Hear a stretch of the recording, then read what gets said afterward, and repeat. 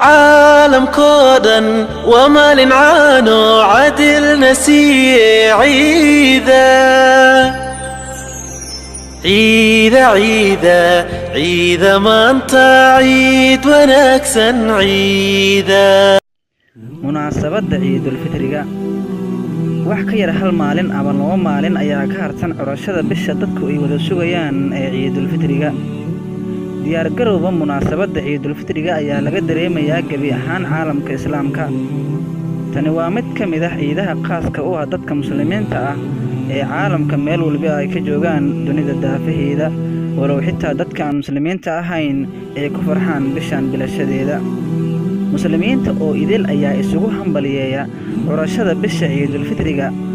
iyo sida nabadda leh ee uu Allah ugu soo dhameeyay bishii barakeysneed ee ramadaanka ma jirto wax ka farxad badan in aad aragto dad isugu hambaliyeynaya munaasabada ciidul fitriga damaashaadka ciidul fitriga bilicda caruurta ku labisan dareeska qurxoon waa waxa dhadhanka u yeela siina ifiya munaasabada ugu dambeyn